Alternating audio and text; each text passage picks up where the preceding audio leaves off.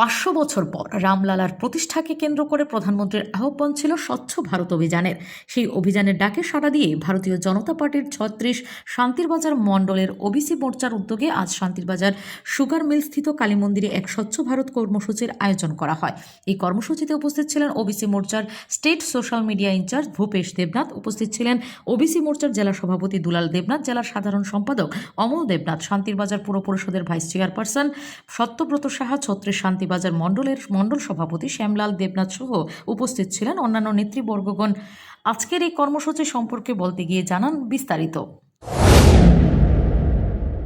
আমরা দক্ষিণ জেলা তরফ থেকে ভারতীয় জনতা পার্টির ওবিসি মোর্চার প্রদেশ কমিটির নির্দেশক্রমে এবং আমাদের ভারতীয় জনতা পার্টির তথা আমাদের প্রাণপ্রিয় প্রধানমন্ত্রী মোদিজির যে আহ্বান, সমস্ত মন্দিরে যে সাফাই অভিযান বা স্বচ্ছতা অভিযান, আমাদের রাম মন্দিরকে কেন্দ্র করে আগামী 22 তারিখ আমাদের রামলালার প্রাণ প্রতিষ্ঠা, তারই নিরিখে আমরা সারা রাজ্যে ওবিসি মোর্চার তরফ থেকে এবং আমরা দক্ষিণ জেলার ওবিসি মোর্চার তরফ থেকেও আমরা সেই প্রোগ্রামটা চালু করেছি এবং সেটা নিরন্তর আমরা করছি।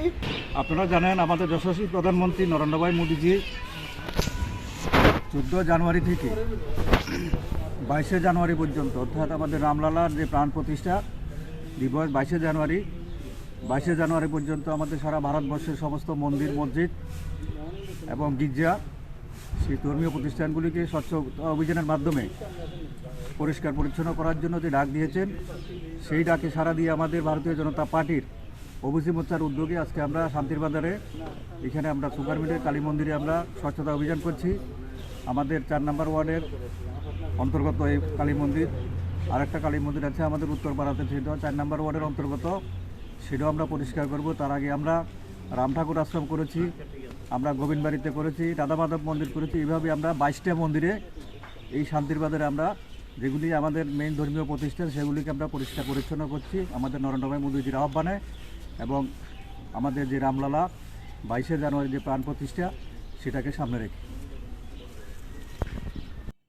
Bureau report, S Bharat live 24 hours.